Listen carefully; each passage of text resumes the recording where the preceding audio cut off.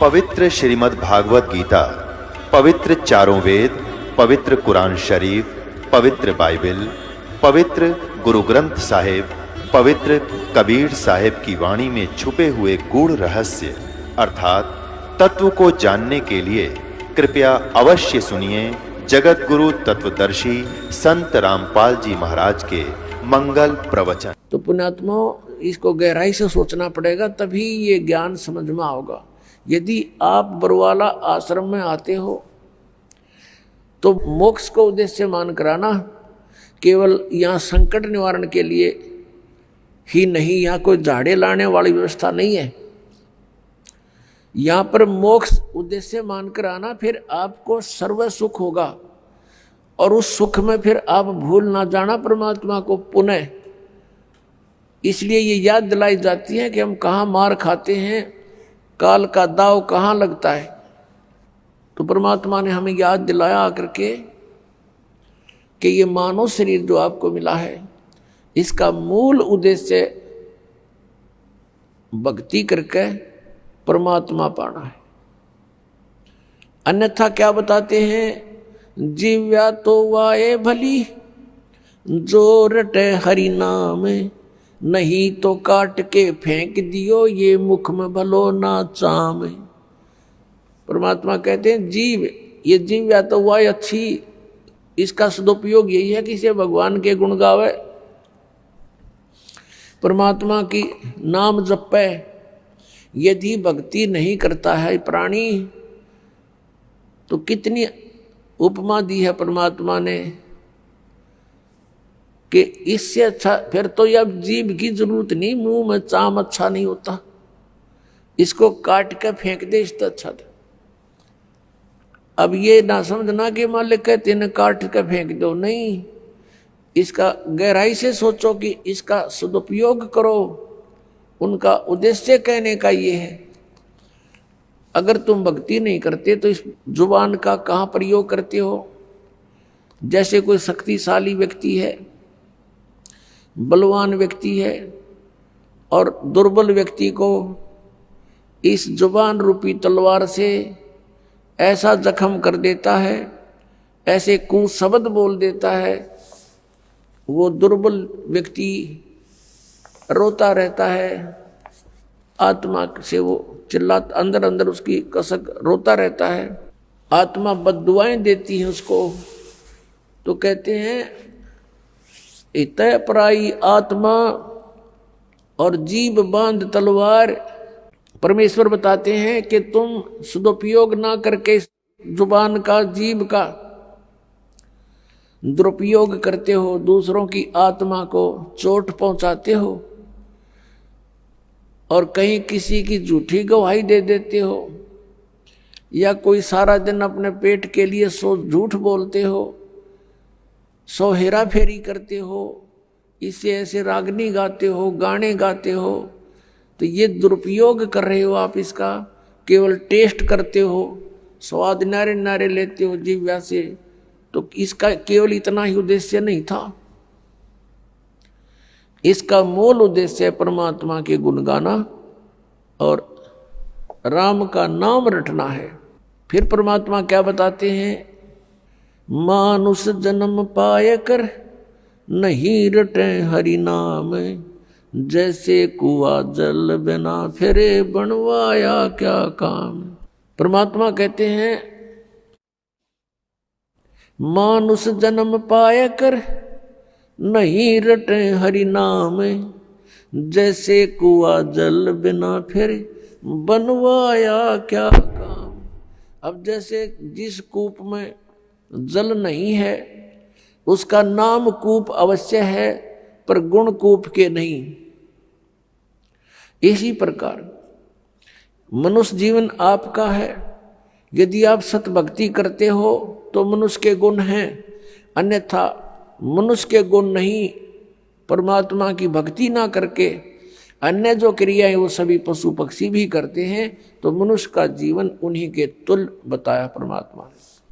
क्या बताते हैं भगवान परमात्मा, हमें याद दिलाते हैं, यो सौदा फिर नाही संतो यो सौदा फिर नाही, यो सौदा फिर नाही रे संतो, ये सौदा फिर नाही। लोहे जैसा ताव जात है, लोहे जैसा ताव जात है, काया दे सराही रे संतो, यो सौदा फिर नाही।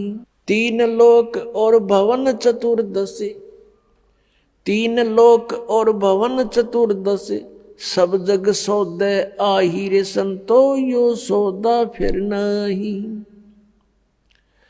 दुगने तिगने किए चौगने, दुगने तिगने किए चौगने, किन्हू मूल गवाई रे संतो, यो सौदा फिर नाही। यो सौदा फिर नाही रे संतो, ये सौदा फिर नाही।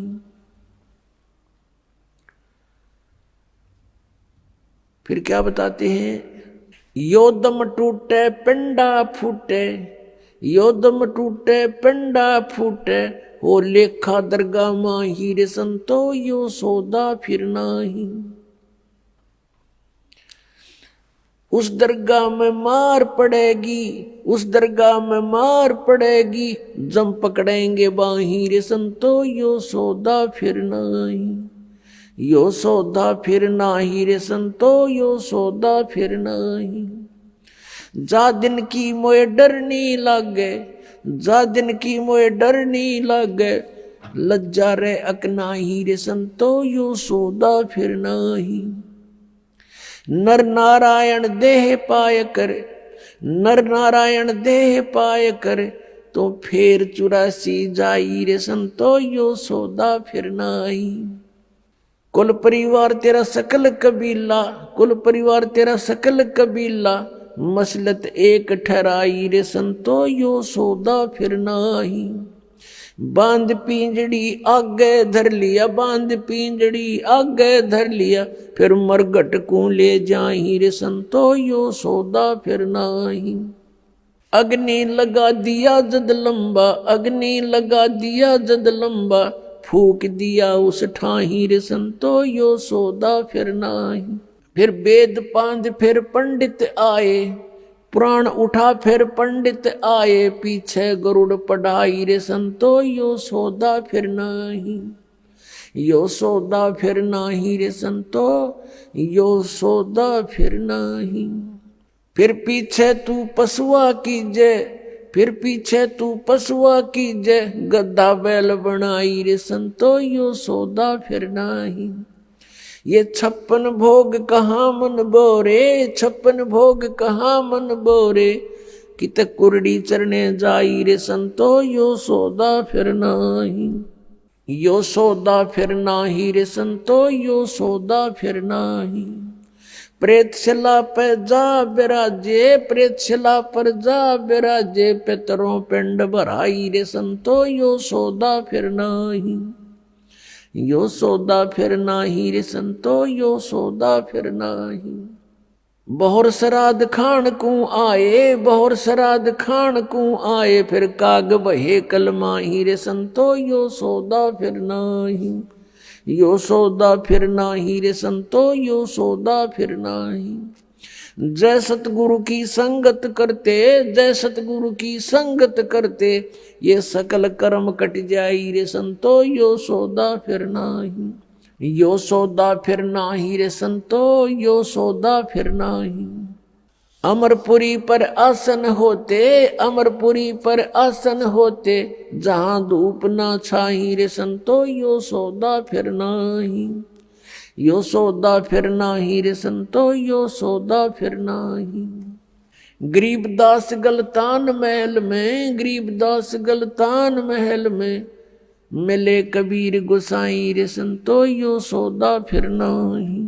यो सौदा फिर नाही रे संतो, यो सौदा फिर नाही। अपनात्माओं, आपका सौभाग्य है, आप जी को ये वचन सुनने को प्राप्त हुए हैं।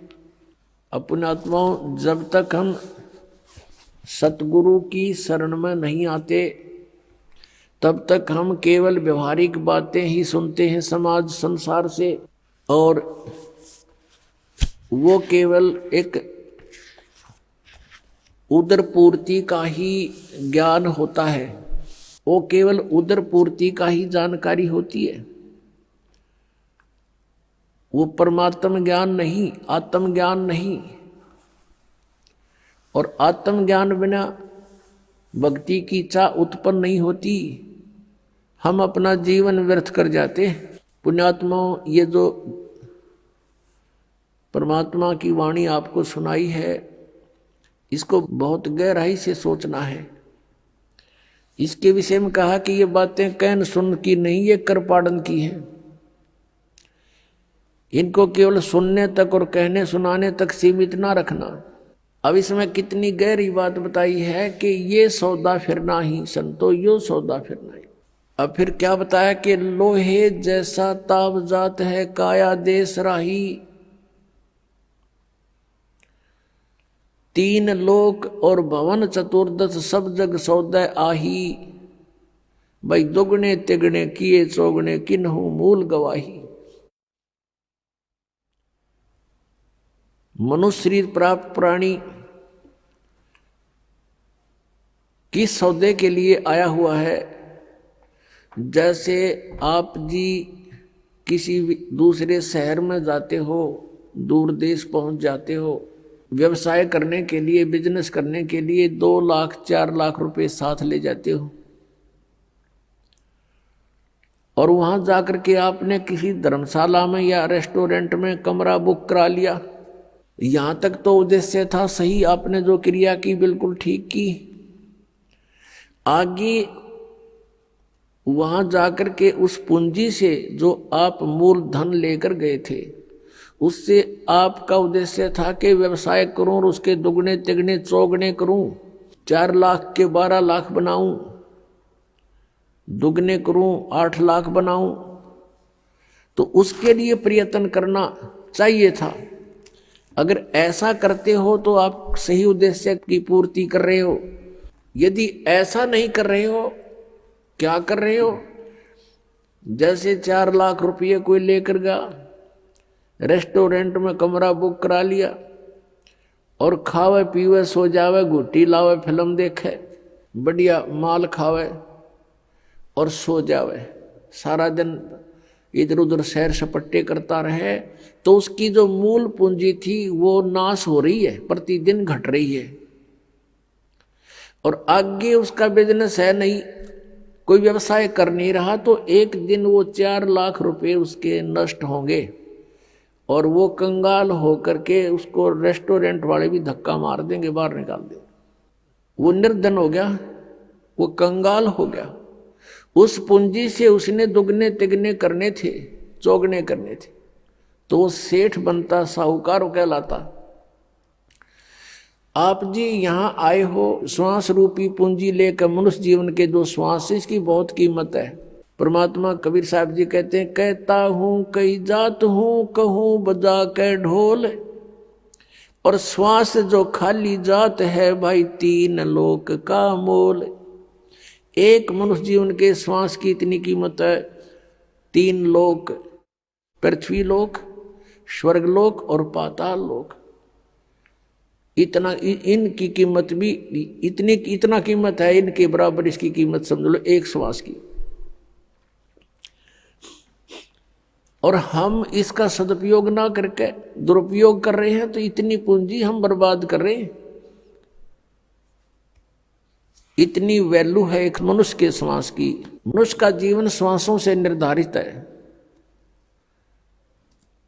और हम इसका सदुपयोग ना करके कितना व्यर्थ कर रहे हैं। तो क्या बताते हैं, ये सौदा करना था अपने श्वासों की, जो सिमरण करना था, जिह्वा से भी जाप करना था, परमात्मा का नाम रटना था।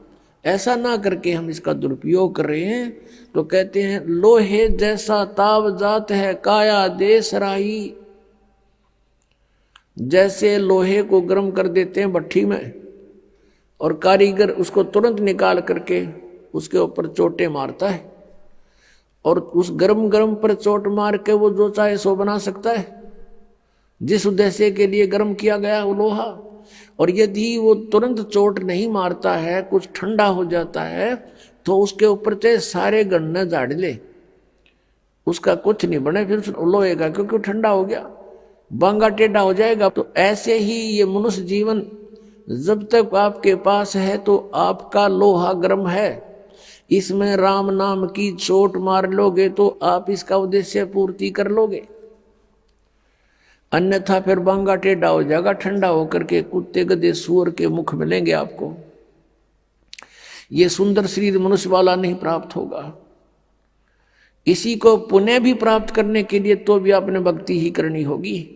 और जिस समय आपको ज्ञान हो जाएगा तो आप तो इस मनुष्य जीवन को यहाँ प्राप्त नहीं करोगे, इसको प्राप्त करने का उद्देश्य सतलोक में होगा, जहाँ फिर कभी मृत्यु ना हो। पुण्यात्माओं, आपके ऊपर मेहर है परमात्मा की, आपको ये अमर कथा, ये अनमोल ज्ञान, ये तत्व ज्ञान जो अभी तक छुपा रखा था आपको प्राप्त हो रहा है। आपके लिए खजाना दाब रखा था भगवान ने, कबीर भगवान ने, और आपके ऊपर मेहर बख्श दी कि आपको ये ज्ञान दिया जा रहा है। आप यहाँ अपने परिवार को अपना मानते हो, ये आपकी नहीं, ये काल की भूल भुलैया है। आप जीव संज्ञा के अंदर हैं, आपके ऊपर इतना दबाव दे दिया काल भगवान ने तीनों गुणों के त्रिगुणमयी माया के द्वारा के जीव के बस का नहीं है ये तो परमात्मा ने इसको विधि बताई है, इससे एंटीबायोटिक बताई है, इसका सिमरण करने से, सतनाम का सिमरण करने से, सच्चे नाम का। सतनाम कोई जाप नहीं है। और ये ज्ञान सुनने से फिर आपके ऊपर ये प्रेशर कम हो जाएगा काल का। परमात्मा हमें याद दिलाते हैं कि लोहे जैसा ताव जात है काया देश राही। ये लोहे के सा ताव मनुष्य शरीर का आपका जा रहा है। और कहते तीन लोक और भवन चतुर्दश शब्दक सौदय आही। ये सब मनुष्य शरीर प्राप्त प्राणी सौदा करने के लिए आए हुए हैं। और कहते दुगने तिगने किए चौगने किन्हु मूल गवाई। पुण्यात्मा है, समझदार है, जिनको ज्ञान हो गया, उन्होंने तो दुगना तिगना चौगुना कर लिया इस मनुष्य जीवन से। और किन्हु मूल गवाही, जो सद्भक्ति नहीं करते या भक्ति बिल्कुल नहीं करते, उन्होंने तो अपनी मनुष्य जीवन की ये धन, ये मूल पूंजी नाश कर लिया। किन्हु मूल गवाही। पुण्यात्मा, जो भक्ति नहीं करता वो तो अपना जीवन नाश कर ही रहा है। और जो शास्त्र विधि को त्याग कर मनमाना पूजाएं करता है, नकली गुरुओं से साधना, नकली नामों का जाप कर रहा है, वो भी अपना जीवन नाश कर रहा है। वो उसी के तुल्य है जो भक्ति नहीं कर रहा है। एक रोगी है, औषधि नहीं खा रहा है, उसका तंदुरुस्त मृत्यु है। और दूसरा रोगी औषधि खा रहा है, नकली खा रहा है, तो उसकी भी मृत्यु डेफिनेट है, उसका ट्रीटमेंट नहीं है। ऐसे ही नकली गुरुओं से, इन झूठे गुरुओं से उपदेश प्राप्त करके प्राणी और इन गलत नामों का जाप करके अपना जीवन नाश कर रहा है। तो दोनों ही एक जैसे हैं, वो अंत दोनों का वही होगा। तो पुण्यात्मा, परमात्मा ने मेहर करी अपने ऊपर, स्वयं आए, अपनी जानकारी आप देकर गए, यथार्थ मंत्र बता दिए कि ये नाम जाप करो, लेकिन पूरे गुरु से लेकर, ये नकली गुरुओं से बात नहीं बनेगी। जिस समय परमेश्वर आए थे कलयुग में, कबीर परमेश्वर जी, उस समय उनके 64 लाख शिष्य हो गए थे, 64 लाख। आज किसी के 2 करोड़ शिष्य हैं, 3 करोड़ शिष्य हैं, कोई बड़ी बात नहीं, क्योंकि मीडिया का माध्यम है। और 200 150 वर्ष हो गए लगातार चलते आने। जब परमात्मा आए, भारतवर्ष की आबादी मुश्किल से 4 करोड़ होगी। सन 1398 से सन 1518 तक 120 वर्ष परमात्मा रहे थे। और उसमें भारतवर्ष की बहुत बड़ी सीमा थी। पश्चिमी पाकिस्तान, पूर्वी पाकिस्तान, अफगानिस्तान, बलोचिस्तान, इराक, ईरान तक, ये सब भारत ही था। और उस समय सारा मिलाकर 4 करोड़ आबादी नहीं थी। और उसमें से 64 लाख शेष बनना, हिंदू और मुसलमान, ये कोई बालकों वाली बात नहीं है। वो समर्थ शक्ति थे, तो हम शेष क्यों बने थे? उसमें ज्ञान तो कोई समझ ही नहीं था। हम शेष क्यों बने थे कि परमात्मा ने हमें सुख दिए थे, हमारे ऊपर कैर टूट रहे थे पाप कर्मों के, वो मालिक ने ठीक कर दिए थे कबीर भगवान ने, तो हम उनको गुरु मानने लगे थे। ये दयालु हैं, इन पे हमारा दुख देखा नहीं जाता, लेकिन हम इतने बुद्धिहीन बना दिए इस काल भगवान ने, हम पहचान नहीं पा रहे अपने दाता ने, और उसको ना पहचान कर हम अभी तक भटक रहे हैं या कष्ट उठा रहे हैं। तो क्या बताते हैं परमात्मा के दुगने तिगने किए चौगने किन्हू मूल गवाही। किसी ने तो इसके दुगने तिगने चौगने बना लिए, किसी ने इसका मूल धन ही नष्ट कर दिया।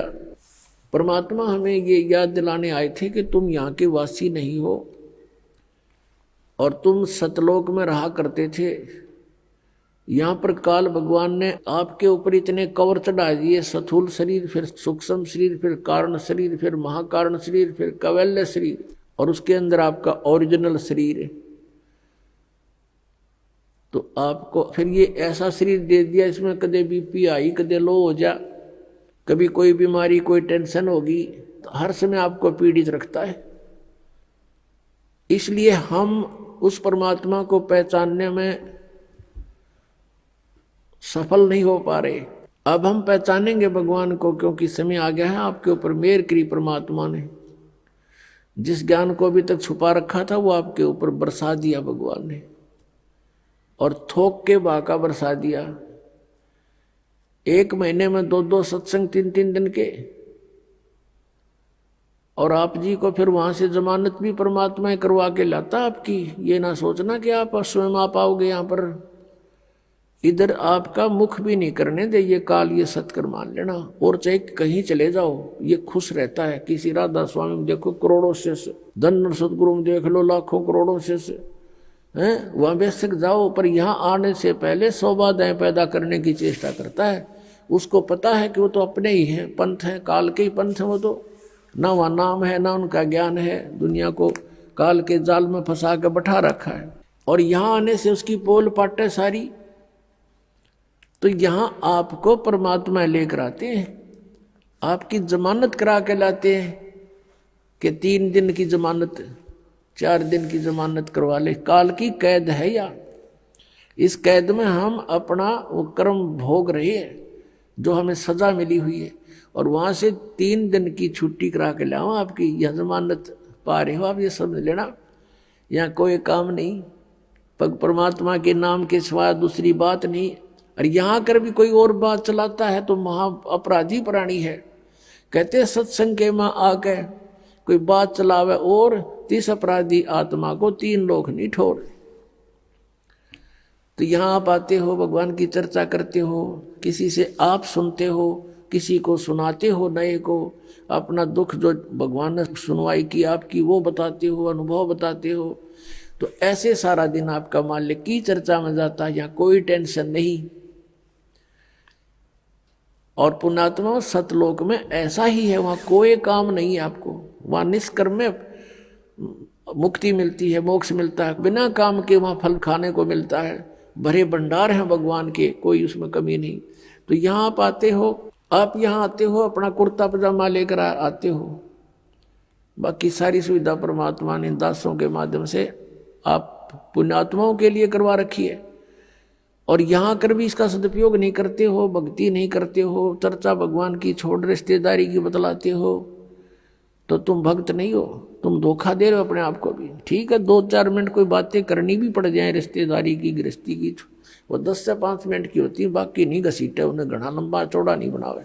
शेष समय में अपना भक्ति करे, नहावे धोवे, प्रसाद पावे, सत्संग सुने, शेष समय में माला ले अपनी हाथ में, या पुस्तक पढ़े, परमात्मा का ज्ञान आपको अनमोल खजाना बना के दे रखा पुस्तकों में, उसको बार बार पढ़े, बार बार पढ़े।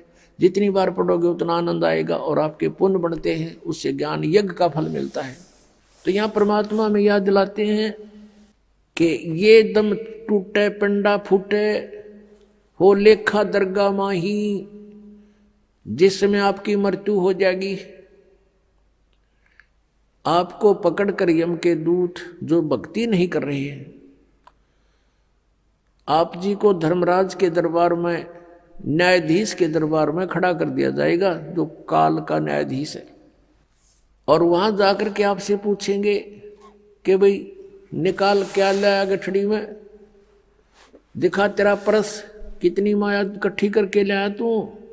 जो पूंजी लेकर गया था मनुष्य के श्वासों की, अब दिखा कितना कमा के लाया। फिर ये नीचे को मुंह कर लेगा ऐसे। पुण्यात्मा, ये जब मनुष्य शरीर छूट जाता है उस समय इस प्राणी के साथ ऐसे बीतती है जैसे सौपन में क्या देखते हैं कई बार एक गरीब व्यक्ति, और क्या देखता कि कार में बैठा जा रहा है। एक बताया था व्यक्ति, कहने लगा मैं आज सपने में ऐसा देखा कि जैसे कार में बैठा हूं और कार चला रहा हूं, और ब्रेक लगाया, आगे एकदम कोई ऐसी स्थिति आगे, ब्रेक लगाया, जोर से पैर मारा और रजाई फटी हुई थी उसकी, उस रजाई में का पैर आर पार हो गया। फिर वह आंख खुल गई, यानी निंद्रा भंग होगी, देखो होता है, वो पैर छोड़ दिया। फिर जब सौपन टूटा तो देखा ना कार और कुछ भी नहीं, और वो सपने में देख रहा खूब जोर से, उसका पेटा है ना भर रहा। तो कहते हैं आज जो सुविधाएं आपके पास है, और जिस समय ये आपकी शरीर छूट जाएगा उस समय आपका सपना सा टूटेगा, और यम के दूत बाजू पकड़ रहे होंगे, वो पाँव जरा होगा टूटी हुई रजाई में, और कहेंगे चल बच्चा। अब उसका विश्वास सा नहीं बनता कि बेटा था, मेरी बेटी थी, कार थी, कोठी थी, कहाँ थी, चल अब बताएंगे तरीके थी। यहाँ बताते हैं कि ये सौपन जब टूट जाता है, जब इसका समझ में आ रहा कुछ भी ना था, मैं तो वैसे ही दुखी हो रहा था कार में, कदे ब्रेक लाऊं था, कदे गियर बदलूं था, और था कुछ भी को नहीं। तो ये जो आज आप देख रहे हो, जब सपना टूटेगा आपका, मृत्यु होगी, आपको ऐसा लगेगा अरे के था, कौन सा बेटा, कहाँ बेटी, कहाँ कोठी, कुछ भी नहीं था। अब समझ लेना सपने के बाद आपको क्या प्राप्त होता है, याद रह जाती है वो। तो धर्मराज के दरबार में जा करके इसको खड़ा कर दिया जाता है। फिर वो पूछता भाई निकाल, उसको तो मालूम तो होता है ये सारा। तो फिर वो क्या बहाना मिलाता है, क्योंकि उसको याद आ जाती है कि मैं वायदा करके गया था भगवान से, हे परमात्मा जे इब के मनुष्य शरीर मुझे मिल जावे तो मैं सदा भगवान याद करूंगा, पेट के लिए थोड़ा बहुत कार्य भी करूंगा, लेकिन ज्यादा समय मालिक तेरी याद में बिताऊंगा। अब मुझे सब याद आ गया है। उस समय उसको पिछले पुण्यों जन्म जन्मांतरों के सारे दुख याद आ जाते हैं, और जब ये मनुष्य शरीर प्राप्त करके वहां से चलता है, इसको बार बार समझाया जाता है कि अब के गलती मत करना। तो ये कहता नहीं जी, पीछे गलती बनी सो बनी, आगे नहीं करूंगा। माँ के गर्भ में भी इसको याद रहता है। माँ के गर्भ से बाहर आते ही इसके ऊपर तीनों गुणों का ऐसा एकदम प्रभाव बन जाता है, ये सब भूल जाता, अचेत हो जाती आत्मा। इसको नए सिरे से पढ़ाई कराई जाती है, ये तेरा चाचा, ये तेरी चाची, ये माता, ये पिता, ये बुआ या माँ, ऐसे, और नए सिरे से इसको पढ़ाया जाता है। अब जब तक हम सत्संग में नहीं आते और सतगुरु नहीं मिलते, नकली संतों के सत्संग से भी लाभ नहीं, क्योंकि उनके पास ना नाम ना ज्ञान। उद्देश्य उनका अवश्य है कि हम सत्संग सुनावा, लेकिन सत्संग है ही नहीं उनके पास। आपने सुना था सत्संग में, आपको दिखाया था कल परसों, कल भी दिखाया था कि ये राधा स्वामी पंथ के प्रवर्तक श्री शिवदयाल जी की सार्वचन वार्तिक, उसमें क्या लिखा है, इनका सतनाम का पता नहीं न है क्या चीज। कही तो सतनाम हमारी जाति है, सतनाम सचखंड है, सतनाम सार शब्द है, सतनाम सतपुरुष है, सतनाम सतलोक है, और सार नाम भी यही है, सतनाम भी यही है। तो ये सत्संग है इनके। करोड़ों व्यक्ति वहां अपना जीवन नष्ट कर रहे हैं। तो सतगुरु के दरबार में आने से आपको ये ज्ञान होता है। सतगुरु के दरबार में जाइयो बारंबार, भूली वस्तु याद दिलावे हैं सतगुरु दातारी। भूली वस्तु लखा देवे हैं सतगुरु दातार। हम जिस वस्तु को भूल चुके थे उसकी फिर याद दिलाई जाती है।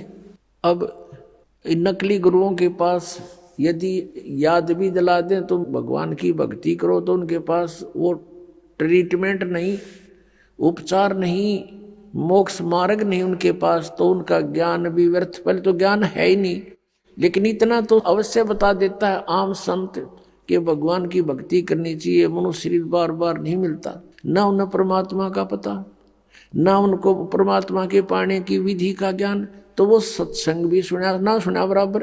अब क्या बताते हैं,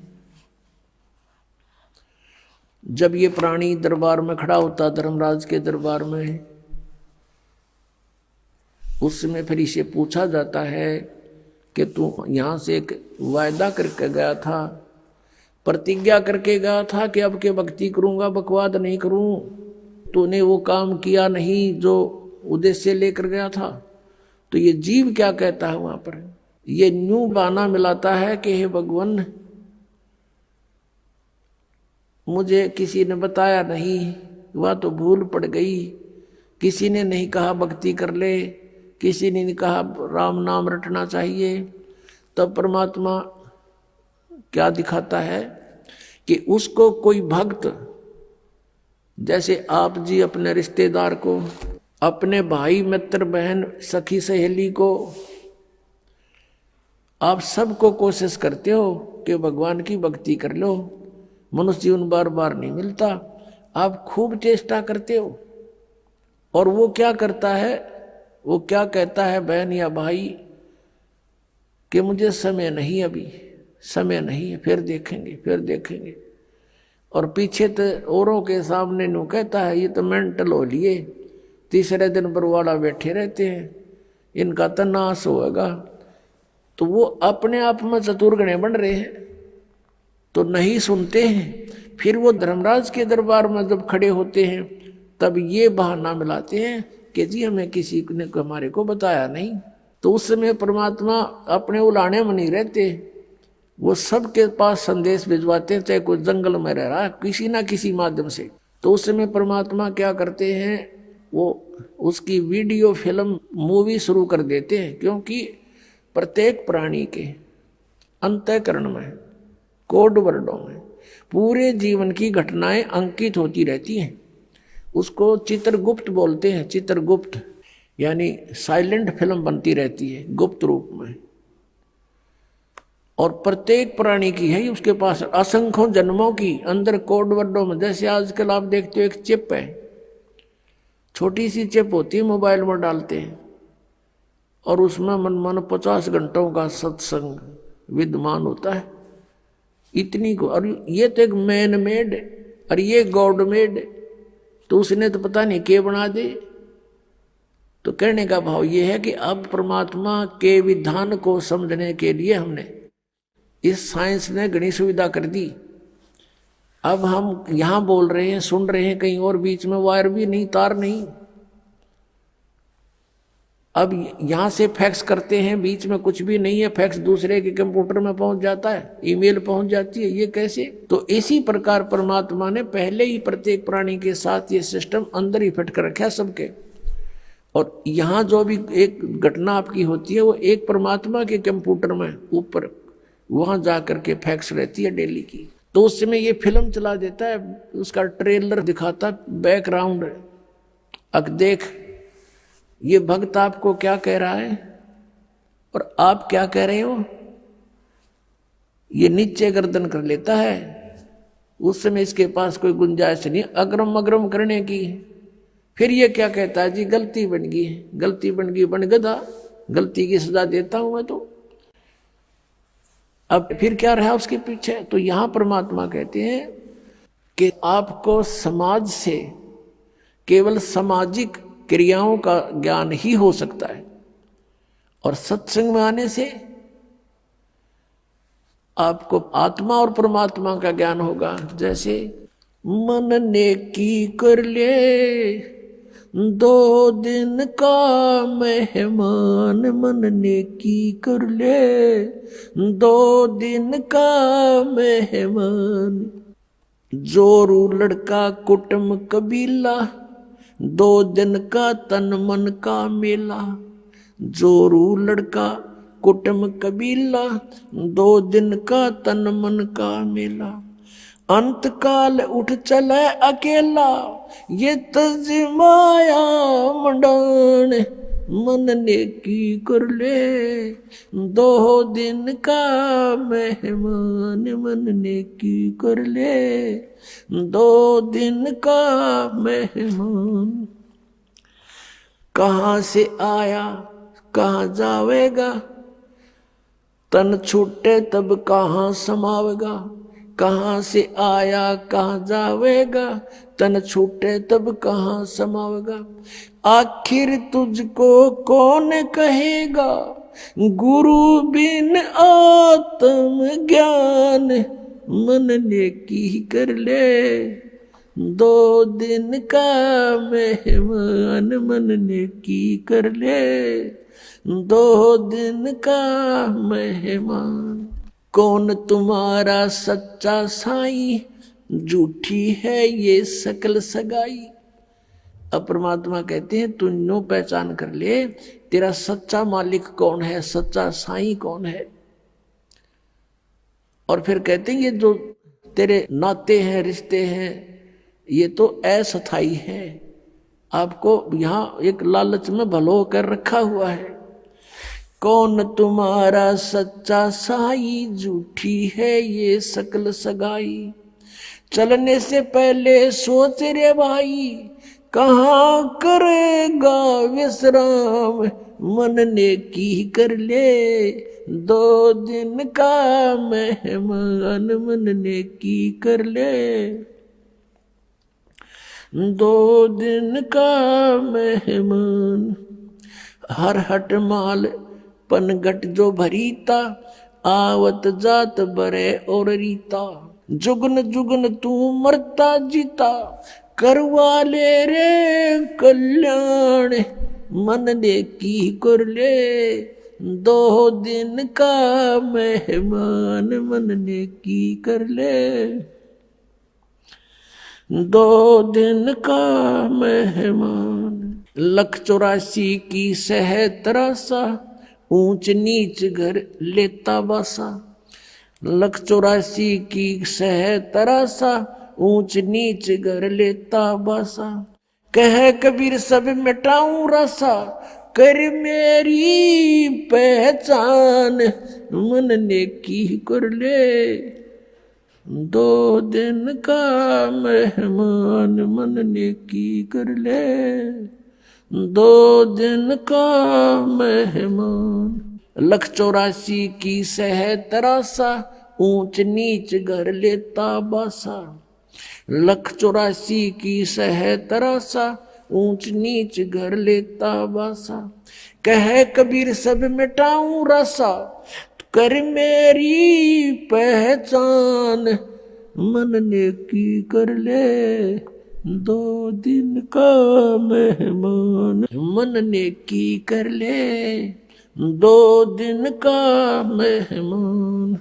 अपने आत्माओं, हम बहुत ही अनजान हो चुके हैं, भगवान से दूर हो लिए, और हम इस काल के इन नकली चोचलों में घने रंगे जा चुके हैं। हम अपने परमात्मा को पहचान नहीं पा रहे। अब परमात्मा आए, आप देखोगे इतना मोटा कबीर सागर है, कबीर साहब की वाणी। कबीर साखी न्यारी रहेगी, कबीर बीजक अलगत है, और कबीर साहब की शब्दावली न्यारी। तो उस परमात्मा का उद्देश्य क्या था इतना थूक बिलोने का? क्योंकि वो हमारा पिता है, और वो चाहता है कि अपने बच्चों को मैं ऐसा ज्ञान दे दूं ये मुझे पहचान ले, और परमात्मा को ना पहचान कर हम इस काल के जाल में असंख्य युगों से फंसे हुए हैं। अब इसमें क्या बताया है कि मन नेकी कर ले तो 2 दिन का मेहमान, इस संसारिक सुख को संपत्ति को जोड़ने में अपना जीवन नष्ट ना करे, और जो तुझे मिलना है वो निर्धारित कर रखा पहले ही, इससे कम नहीं रहेगा, ज्यादा नहीं मिलेगा तुझे। हम भगवान के विधान को भूल के और दुखी हो रहे हैं। हम किसी का कोई मान ले 2 पैसे कमा रहा है तो ईर्ष्या बनती है कि ये क्यों कमा रहा है, फिर होड़ बनती है मैं भी कमाऊं, और आप कमाने लगे उसमें घाटा पड़ गया तो फिर दूसरा तरीका अपना होगा, कोई चोरी ठगी मिलावट का रिश्वत का, फिर उसका कितना भयंकर दुख उठाएगा। तो कहने का भाव ये है कि इस तरह की जो पीड़ाएं हमें हो रही हैं बिना ज्ञान के हो रही है। अब भगवान आकर के हमें क्या बताता है कि तेरी पत्नी और पुत्र, जोरू लड़का और ये कुटुंब कबीला, ये 2 दिन का तेरे तन मन का मेला, और अंत समय उठ चले अकेला। ये तज माया मंडान जो तूने बैंक बैलेंस बना दिए, माया के ढेर लगा रखे हैं, 1 सेकंड में छोड़ कर चला जाएगा। इसने पता नहीं किस पर दुरुपयोग करेंगे तेरे पुत्र, और दंड तने भोगना पड़ेगा जो इसे पाप से पैसा जोड़ा। और फिर क्या बताते हैं, कहाँ से आया कहाँ जावेगा, तन छूटे तब कहाँ समाओगा। अरे हम घर से चलते हैं, जिस दिन किसी कारण से हम दूर देश जाना होता है दूसरे शहर में, तो जाने से पहले रात को रुकने की व्यवस्था कर लेते हैं कि कहाँ पर रुकेंगे, कुछ ना कुछ सोच के चलते हैं। चाहे ये सोच कर चलें होटल में रहेंगे, या ये सोच कर चलें कि वहाँ धर्मशाला में रहेंगे, या कोई मित्र रिश्तेदार का कोई एड्रेस ले लेते हैं। और संसार छोड़कर चलते हैं हम, कोई एड्रेस लेकर नहीं चलते, ना कोई व्यवस्था पैसे जेब में लेकर चलते कि वहाँ कुछ आगे जरूरत पड़ेगी। तो शरीर छोड़कर जाने के लिए जो करेंसी हमने ले जानी होती है वो पहले से ही उसके चेंज करानी पड़ती है करेंसी को। अब ये चेंज यहाँ पर वाला आश्रम में होती है और कहीं नहीं हो सकती, क्योंकि उनकी साधनाएं शास्त्र विरुद्ध हैं। और यहाँ पर है आप धर्म पुण्य करते हो, ये आपकी करेंसी चेंज होगी, ये यहाँ तो आवेगी, और इसका जब यहाँ संसार छोड़कर जाओगे आपको आगे रखी पाओगी आपकी उस बैंक में, भगवान वाले में। तो क्या बताते, कहाँ से आया कहाँ जावेगा, कहाँ से आए थे तुम कोई पता नहीं, और शरीर छोड़ के फिर कहाँ जाएगा पता नहीं। तो ये इसको आत्मज्ञान कहते हैं। और क्या कहते हैं परमात्मा, कहाँ से आया कहाँ जावेगा, तन छूटे तब कहाँ समाओगा। आखिर तुझको कौन कहेगा, गुरु बिन आत्म ज्ञान, मन ने की कर ले 2 दिन का मेहमान।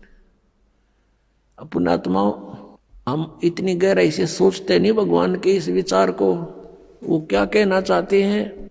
अब कैसे बोलते थे परमात्मा, कहीं भी जाकर खड़े हो जाते थे कबीर परमेश्वर, और अपनी इस आवाज में परमात्मा अपनी अमृतवाणी को बोलना शुरू कर देते। जैसे ये शब्द आपको सुना रहा है ये दास, इसमें कितना गहराई भरी हुई है।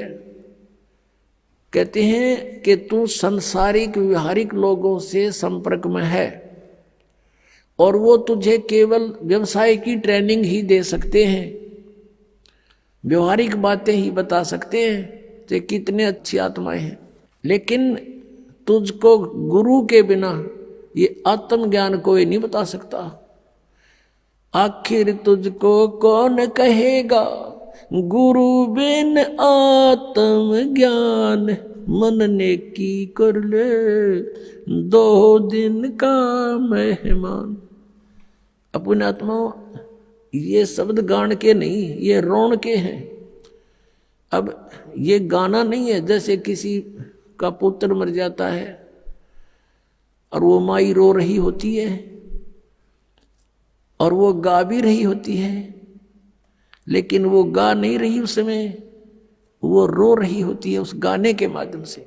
तो यहाँ परमात्मा रो रहे हैं हमारे को कि तू कहाँ संसारिक व्यवहारिक बातों में सारा जीवन नष्ट कर रहा है, तुझे गुरु के बिना कौन बताओगा, तू कौन है, कहाँ से आया, उद्देश्य क्या था तेरा। आइए अब हम उन श्रद्धालुओं के अनुभव जानते हैं जो जगत गुरु तत्वदर्शी संत रामपाल जी महाराज जी से दीक्षा प्राप्त कर चुके हैं तथा उनके द्वारा बताए गए भक्ति मार्ग पर चल रहे हैं। नमस्कार जी। सत साहब सर जी। क्या नाम है जी आपका? मेरा नाम मंजू वर्मा है। मंजू जी, आप कहाँ से हैं? मैं ग्राम तोहड़ा जिला रायपुर छत्तीसगढ़ से हूँ। संत रामपाल जी महाराज से नाम दीक्षा आपने कब ली? मैं 9/9/18 को संत रामपाल जी महाराज से नाम उपदेश ली हूँ।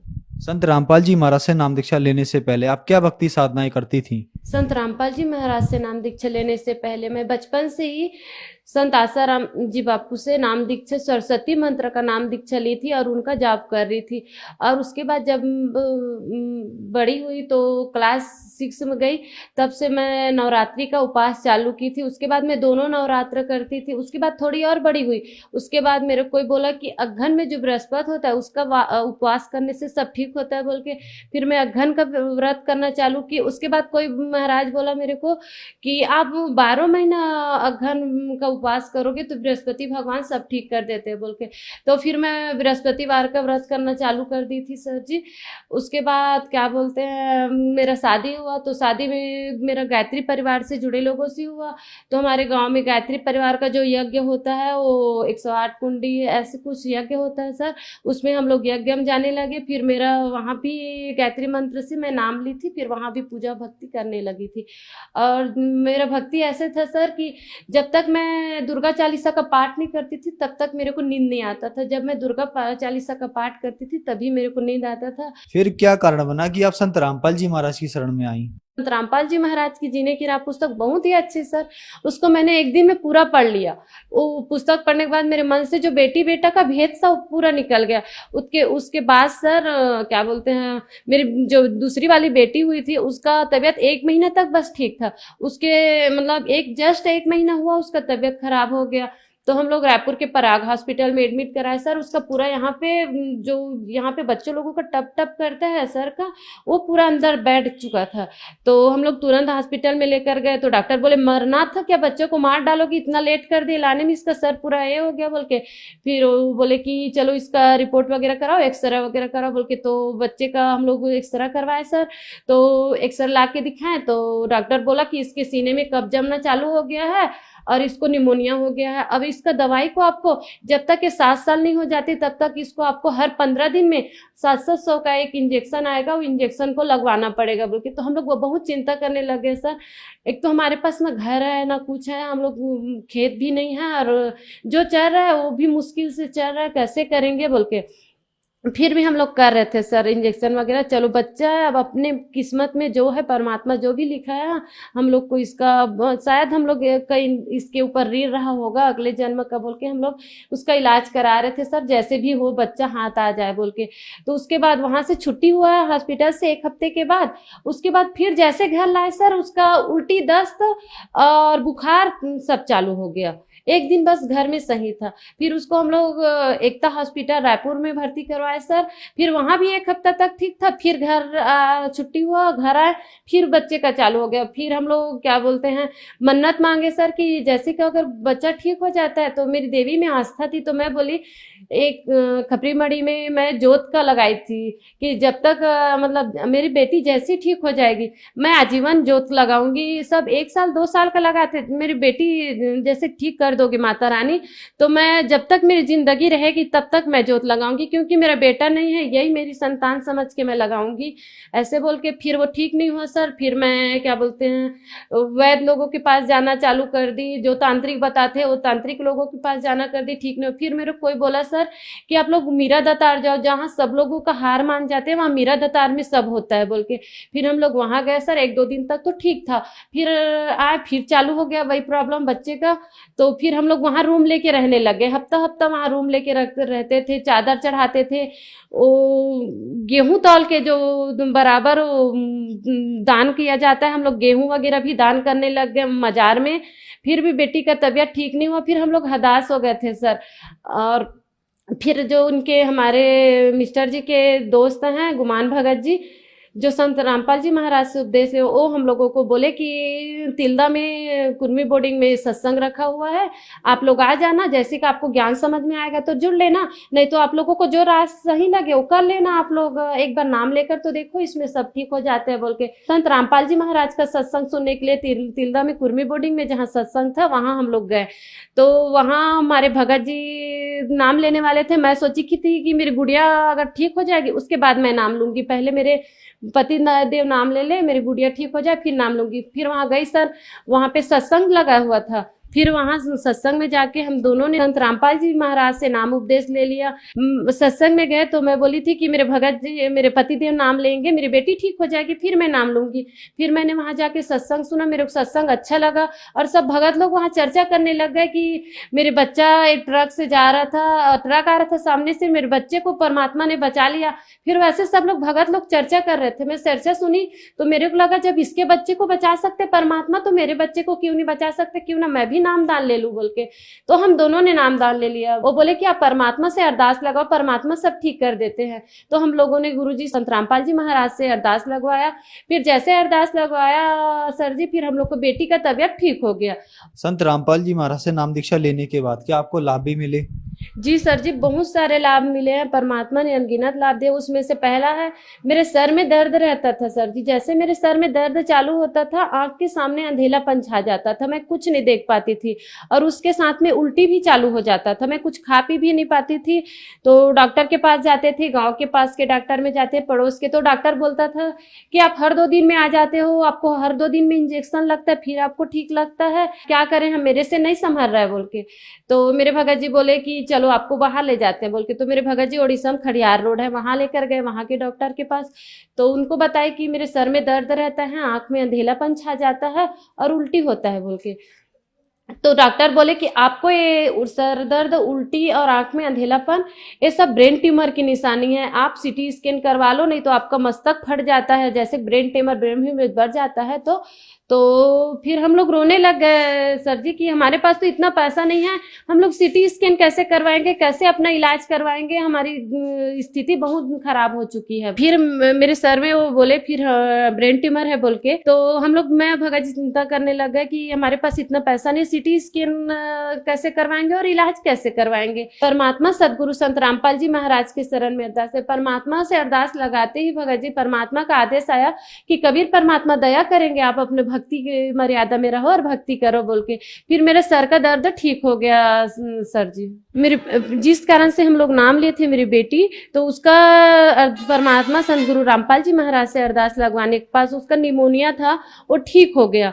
तो परमात्मा के दया से हम लोग का जो भारी खर्चा था, जो जिंदगी भर हम लोग को इंजेक्शन लगवाना था 7 साल, उसके बाद में उसको खाने पीने का परहेज करना था, उससे परमात्मा ने हम लोग को मुक्ति दिला दिया। और मेरी बेटी भी अभी नाम उपदेश ले चुकी है, 4 साल की है, वो भी परमात्मा की भक्ति में लग चुकी है। हमारा इलाज करवाते करवाते पूरा सर में कर्जा चढ़ चुका था, तो मेरे भगत जी ने 2 लाख रुपए बैंक से लोन लिया हुआ था। तो हम लोग का तबीयत जैसे खराब हुआ तो आधा 50,000 बस पटा था, 1.5 लाख बाकी था। तो क्या बोलते हैं, बाद में जब जैसे परमात्मा के शरण में आ गए हम लोग, तो बैंक का पैसा पटाने के लिए सोचे, तो वहाँ बैंक में गए सर जी। तो बैंक वाला मैनेजर बोला कि आपका बैंक का पे फीस और जो ब्याज जो होता है वो करके आप लोगों का पैसा 2 लाख हो गया है बोल के।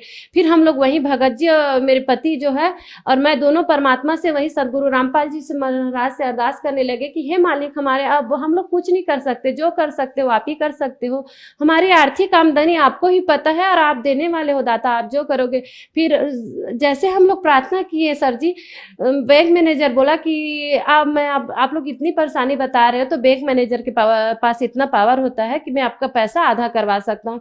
परमात्मा संत गुरु रामपाल जी महाराज की दया से वो हम लोग को जो 2 लाख का लोन था वो 1 ही लाख में पटाना पड़ा। ये तो लाभ हुआ। उसके बाद सर जी हम लोग को पास घर नहीं था, घर है जो टूटा फूटा है। हमारी स्थिति ऐसी कि गांव में सब हंसते कि ये लोग के जो छप्पर टूट जाए वो बनवाने के औकात नहीं, तो घर कहाँ से बनवाएंगे। तो मालिक से हम लोग अरदास किए थे, परमात्मा संत रामपाल जी महाराज से किए कि परमात्मा हमारे पास घर नहीं, हम लोग कैसे रहेंगे, हम लोग को घर बनाना। परमात्मा बोले कोई बात नहीं बेटा, भक्ति करो, परमात्मा सब करेंगे। तो परमात्मा की दया से गांव में बहुत विवाद था सर जी जमीन के, हमारी जमीन में, फिर भी हम लोग को जमीन मिल गया और घर बनाने का काम हम लोग नींव डालने का चालू कर दिए सर जी। तो मेरे पास पैसा नहीं था मजदूर के लिए देने के लिए 3,000 रुपए, तो मैं परमात्मा से अरदास की सर जी। तो मैं दिन भर परमात्मा से अर्जी करी थी, परमात्मा मैं क्या दूंगी, शाम को पैसा मांगेंगे बोल के। तो घर के अलमारी में सर जी मैं सामान रखती थी, राशन सामान, उसमें मैं सामान निकालने की गई शाम को, तो सामान में सर जी मेरे को 3,000 रुपए परमात्मा जी रख के गए हुए थे। मेरे परमात्मा इस तरह से आर्थिक लाभ दिए भगत जी। और एक लाभ ये हुआ है सर जी कि मेरी जो माँ है वो जब मैं हुई नहीं थी तब से मेरी माँ यहाँ, वो जो यहाँ पर मंजन फैक्ट्री नशा वाले करने का होता है उसमें काम करने जाती थी, तो वो भी करती थी नशा। तो उसको बोलते थे माँ छोड़ दो, ये गंदा चीज है, हमारे गुरुजी मना करते। तो मेरी माँ बोलती थी नहीं बेटी नहीं होगा बोल के। तो हम लोग बोले कि हमारे परम पूज्य सदगुरु रामपाल जी महाराज से नाम लेने के बाद नशा और बीमारी सब ठीक हो जाता है। जब हम लोग इतनी मुश्किल से निकल गए तो आप क्यों नहीं ठीक हो सकते हो बोल के।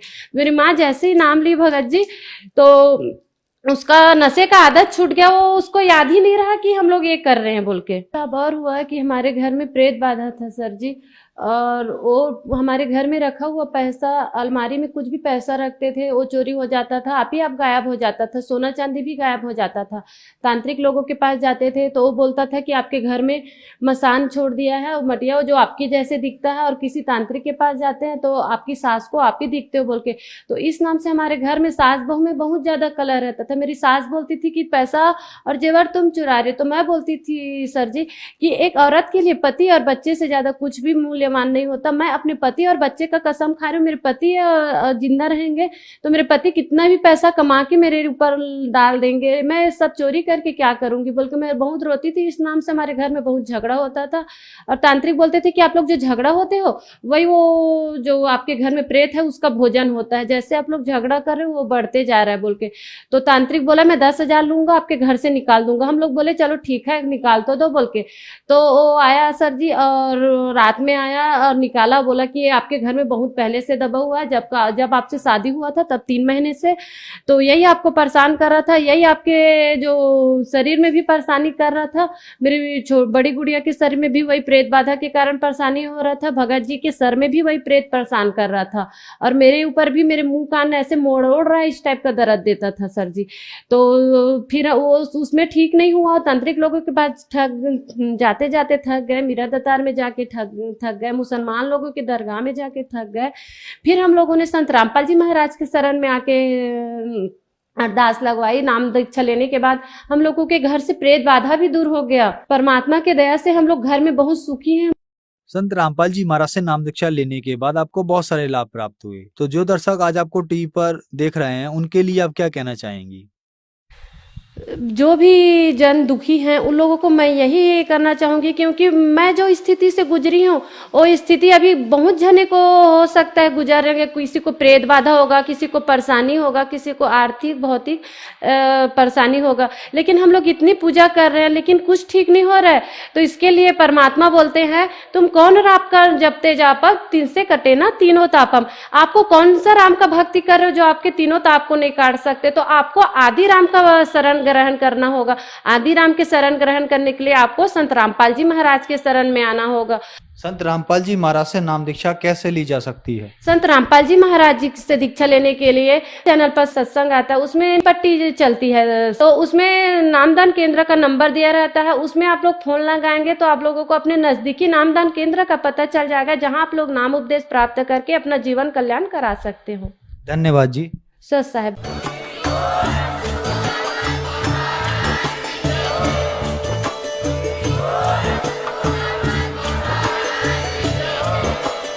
आप सुन रहे थे जगत गुरु तत्वदर्शी संत रामपाल जी महाराज जी के मंगल प्रवचन। अधिक जानकारी के लिए विजिट कीजिए हमारी वेबसाइट www.jagatgururampalji.org। संत रामपाल जी महाराज जी के शुभ आशीर्वाद से पूरे विश्व भर में 500 से भी ज्यादा नाम दीक्षा केंद्र हैं, जिन पर संत रामपाल जी महाराज जी द्वारा ऑनलाइन निशुल्क नाम दीक्षा दी जा रही है। अपने नजदीकी नाम दीक्षा केंद्र का पता करने के लिए संपर्क करें 8222